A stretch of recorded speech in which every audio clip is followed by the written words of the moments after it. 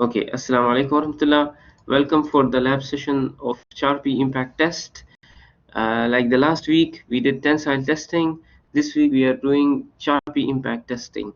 This test will enable you to get the material toughness.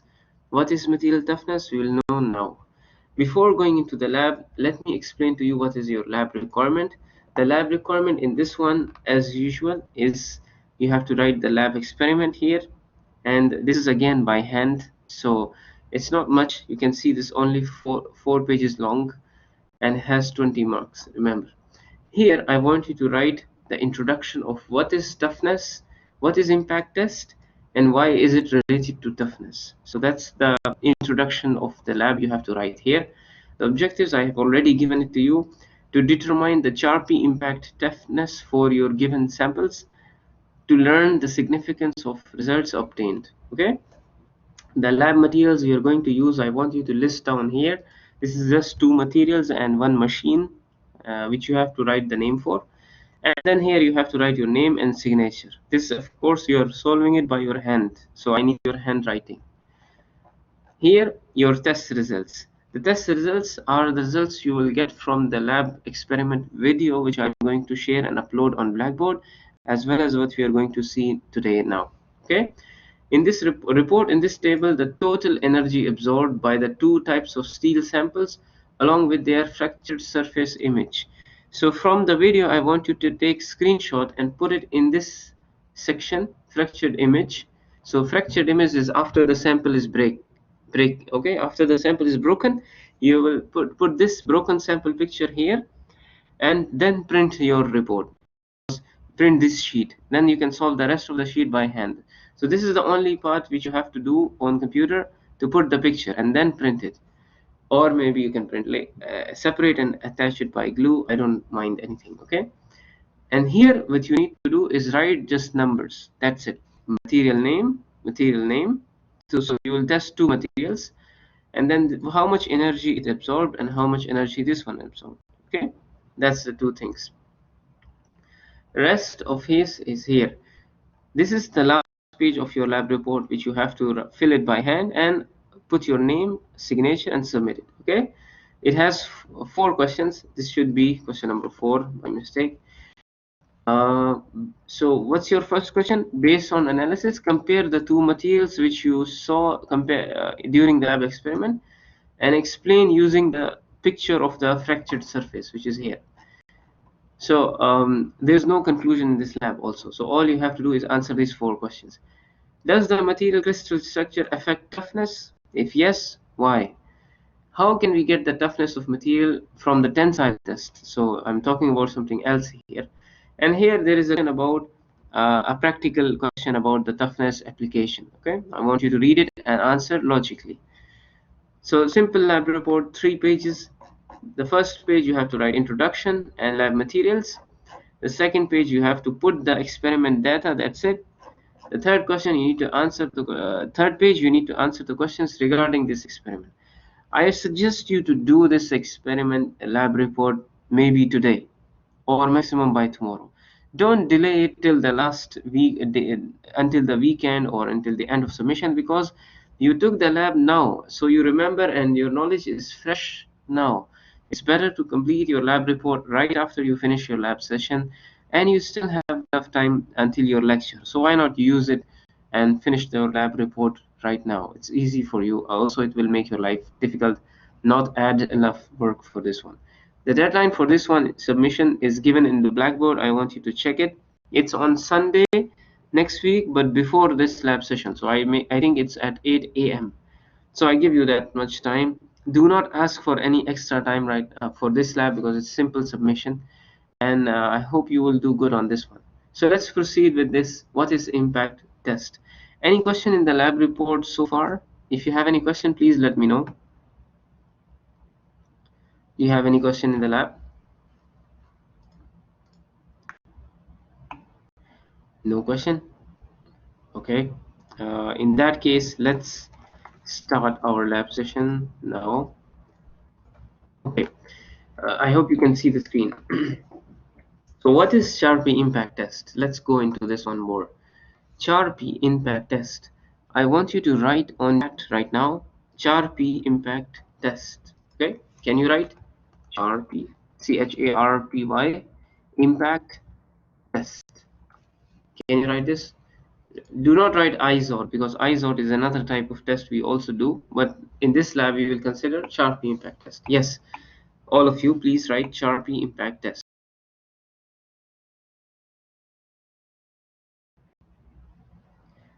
Thank you so much. So rest of the class, what I wonder what they are doing. Okay, they are also coming. Good. All right. So Charpy impact.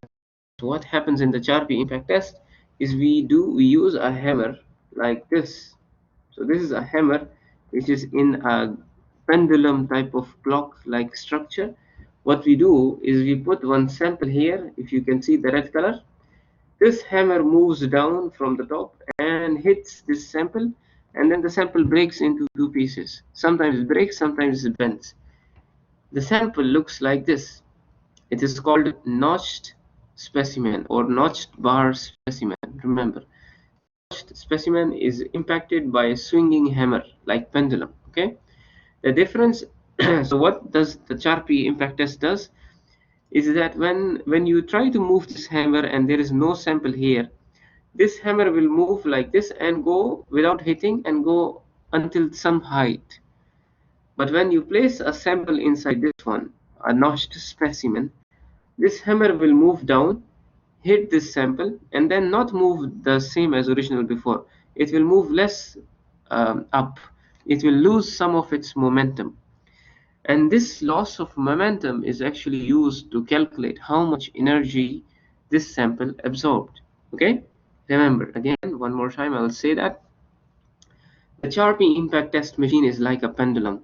What happens is there is a hammer, we start from the beginning and we try to bring it down by gravity. It is just released and it moves by gravity and hits the sample. The sample breaks into pieces, and then the hammer moves a little bit more front to continue its motion, but after it hits the sample, it loses its momentum.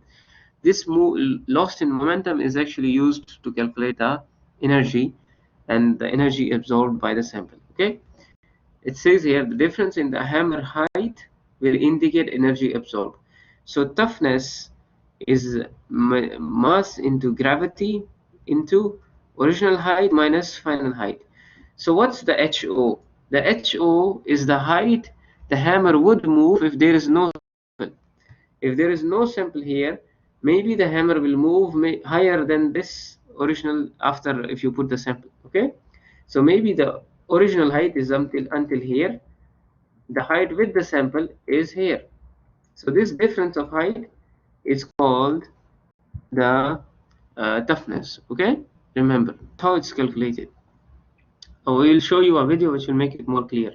Okay, the machine we have in our university is this one, the orange color on the right, and this is the video we would do in order to show you the experiment. But I made the video of the experiment due to the blinds here, safety guards, the video was not that clear, and also the lighting was not clear. So what I did is I actually took the video on the one of the experiment video on YouTube. It's available. The link for this is here, and that's what exactly I'm going to play right now. And inshallah, this video is going to show you clearly how the impact test is conducted. You can see the samples of impact test are here. The notched specimen. They are called notched specimen. Why? Because there is a notch. You can see there is a triangular watch, like a triangle. It's here. This triangle notch is there, and this is the place where it hits the hammer. And if you can see, we will do the test for two of the samples. One is called normalized steel, one is called strainage steel.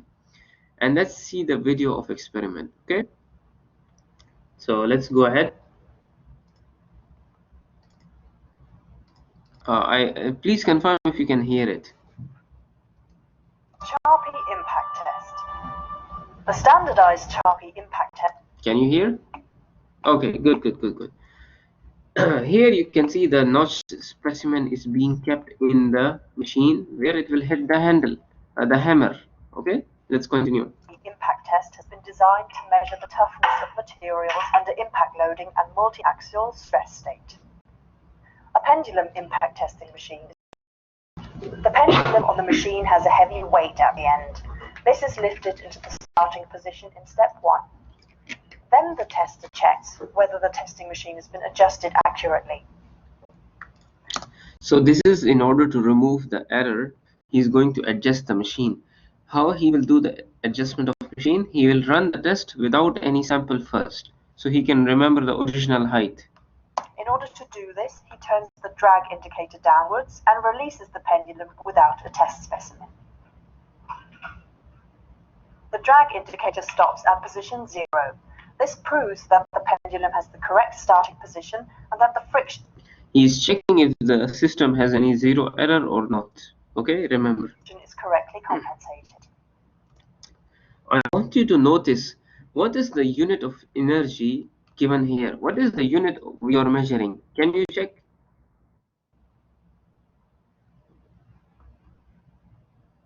Okay. Can you reply? Joule. Yes. Thank you. Good. Let's continue. The machine is ready for the tests. First test, strain-aged plain carbon steel. Okay. The first sample you're going to take is strain-aged plain carbon steel. S235. This, why is it called strain-age? Because there has been some treatment done on the steel to make it more stronger or make it more brittle. I don't know. You will know. Let's continue. This is our test specimen. Can you see the triangle in the sample? This is how you will hit the hammer. It has been machined to standardized size and shape with a characteristic V-shaped notch. The tester places the specimen on the support in the lower part of the machine and adjusts its position with a centering device.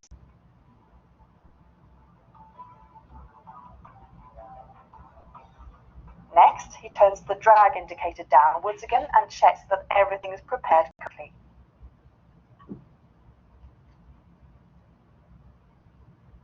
Perfect. The test can begin. The pendulum is released, it swings downwards and hits the specimen with its rounded hammer peen. The specimen I want you to see the motion here very carefully. Perfect. The test can begin. The pendulum is released, it swings downwards and Okay, here is the sample and you can see how it hits the hammer. hits the Okay, broken into two pieces. specimen with its rounded hammer peen. The specimen absorbs part of the pendulum's energy, so the pendulum doesn't reach the full height on the other side. The amount of energy that has been absorbed by the specimen can now be read off at the position of the drag indicator. You can see where the needle stopped is the energy you have absorbed in the sample. Okay. Only amounts to 13 joules in this test. Here is the main principle of the measurement. In its starting position, the pendulum only has potential energy. It is given by mass of the hammer m times gravitational acceleration g times starting height capital H. After the pendulum has been released, the hammer moves downwards, hits the specimen, and then only swings to height small h. Exactly at the first reversal point, the pendulum again only has potential energy, which is m times g times small h. The energy that has been absorbed by the specimen is called notch impact energy, kV. It corresponds to the difference between the two potential energies. The first specimen shows very little plastic deformation. Okay, now notice this is where the lab is explaining what happened to the sample, and here is showing you the broken sample. Mostly flat, slightly glittering fracture surface has been formed. This is another important indication that this kind of steel is only able to absorb small amounts of notch impact energy. Okay, I want you to tell me from the mic or from chat, what do you think about this material which break like this? Is it ductile or is it brittle? That's the question. Can you write it in the chat, your answer? Is it ductile or brittle? Or let's hold on. Let's wait. Hold on. Let me do a polling. Hold on. Is there a polling option here? Polling, yes. Multiple choice. Is the sample ductile or brittle. Okay. Okay, can you answer it in the poll? Let's see from you how many says it's ductile or brittle. Now most of you will jump into answer brittle because brittle has more votes. Anyway, let's continue. Tell me your answer in the polling. Can you answer? Please answer in the polling, all of you. 8 students did not respond yet.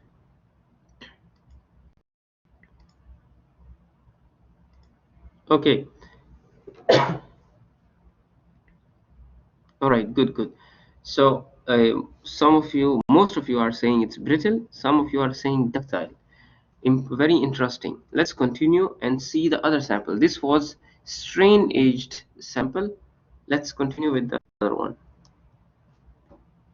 It's mainly brittle behavior due to the strain aging effect. It says it's brittle. When it's ductile, I believe there is one answer here with us. When it's ductile, I believe it will bend rather than break. Okay, yes, you are right, Aldana. That's exactly what is it. Second test. The second cement has been made from normalized steel. So now this is a different treatment we do for the steel. It's called normalizing.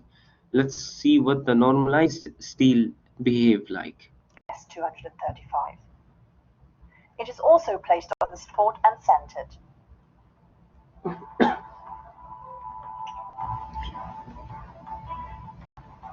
The tester turns the drag indicator to its starting position, retakes all safety Are you understanding the lab, by the way? measures, and Let me ask you. Are you understanding the lab? Is there any question so far? What they are doing is actually breaking the sample and checking how much energy the sample is absorbing. Okay. And if you did not follow the first test, let's focus on this one. Inshallah, it will be clear. releases the pendulum. This time the impact sounds much deeper and richer. An impressive energy of 182 joules has been absorbed. So this is now the next sample's energy absorption, which clearly looks like higher energy absorption. Let's see why. By the specimen. Here the specimen did not break into two pieces. Instead it pushed through the counter bearings under heavy plastic deformation. Okay, let me ask you again one more time. This time, what do you think about the sample? Okay, what do you think? Is it ductile or is it brittle? Okay, let me can you tell me in the polling? Oh wow, excellent. So now you actually understand what does the ductile and brittle means. Can you answer in the polling, all of you? Not half of the class. And we still have most of the students who did not reply. Okay, please answer in the polling. Noor Sabia, Haya Al Kubaisi, Areem, Aldana, and Rukaya. Can you answer in the polling? Okay. So some of you also think it's brittle. Let me ask who said brittle. Fatma Al-Mohannadi. Any idea? I couldn't see what happened to the specimen. Sir, you can see in the video now. I pause it. Okay. This is the broken sample. What do you think from the broken sample? Let's hear the video again. In comparison with the strain-aged steel, the normalized steel absorbs much more notch impact energy and behaves in a very tough manner. Okay, did you understand the tough what the lab experiment narrator said? Tough manner. This one absorbed more energy, while this one absorbed less energy. Why? That's the question. Okay, so one is behaving this way, the other is behaving the other way. But let's listen to some extra information. This is not related to your lab report, but let's hear it. It's useful. The Charpy impact test is not only carried out at room temperature. Materials with body-centered cubic crystal structure, such as plain carbon steels, show a characteristic S-shaped curve of the impact energy versus temperature. In the so-called upper shelf region, the material absorbs a lot of energy and behaves in a tough manner. low temperatures, the lower shelf region, only a small amount of impact energy is absorbed and brittle fractures occur. Metallic materials with the face-centered cubic crystal structure, on the other hand, do not experience a ductile to brittle transition. So here your previous knowledge is also applied. Can you know, mashallah, I want you to applaud yourself, because now you understand what is FCC and what is BCC, and what this video woman is saying is something you actually understand. Mashallah, good. You guys are becoming engineers very soon, inshallah. My prayers with you. So it says materials with FCC structure do not show any difference if you increase or decrease the temperature. Their impact energy remains the same. While the BCC structure, the body center cubic, shows a shift from ductile to brittle transition. Okay, remember, this is just additional information. These materials retain the ductile behavior towards low temperatures and are therefore well suited for low temperature applications. Okay, that's the end of the test, and I want you to notice what we did is actually we are trying to we did Charpy impact test, and what the result of the impact test is give you how much energy each sample absorbed. Here I put the picture of the two samples also. You can see the hammer is trying to hit the sample here. And then this sample, if it is bends like this, I want you to imagine like this. If you hold a spoon, the spoon from which we eat, if you hold it straight and you try to hit it with a hammer, if it bends, it means it's tough. But if it breaks ala tool directly like a toothpick, it means it's brittle. Okay? So toughness is ability of a material to absorb what? Energy, and plastically deformed without fracturing.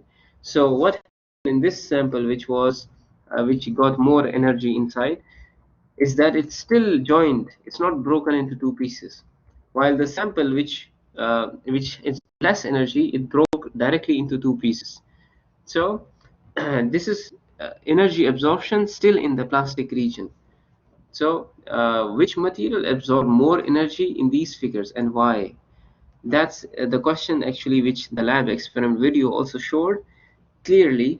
This is the one which absorbed more energy, and this is the one which absorbed less energy, because it broke into two pieces before resisting the force. It depends on material strength and ductility. So the toughness depends on material strength and ductility. Okay, that's why I was asking during the experiment video, which one is more ductile, which one is brittle. What do you think, it's ductile or it's brittle? Because ductility is very important if you are measuring toughness. Also the strength is very important. If it is very ductile and no strength, it will still have low toughness. If it has high strength but ductility, it will have less toughness. So toughness, in order to get toughness, you need to have both strength high and ductility high. So if you have both of them very high, then you will have bigger energy absorption. Now here, let me ask you a question, and I want you to answer in the chat. Where do you think high toughness materials will be required in the real life application? Where do you think? Can you tell me in the chat or answering on mic? I'm listening. Where do you think we need high tough materials?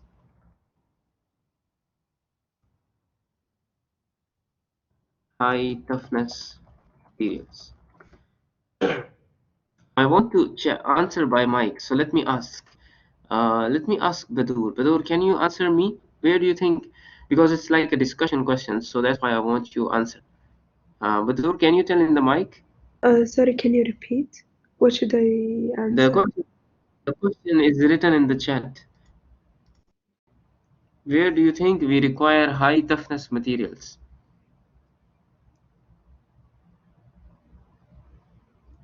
Yani, what can be the application of this? Where you use this material which show good toughness? Bridges, No, that will be too complicated. I want to think about simple applications.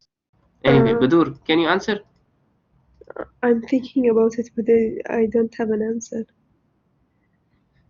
So we need an application where you can absorb more energy, and for longer period of time it should start absorbing energy.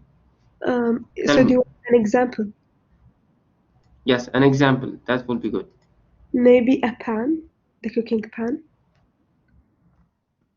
Cooking pan. That's what. Why? Because it needs more toughness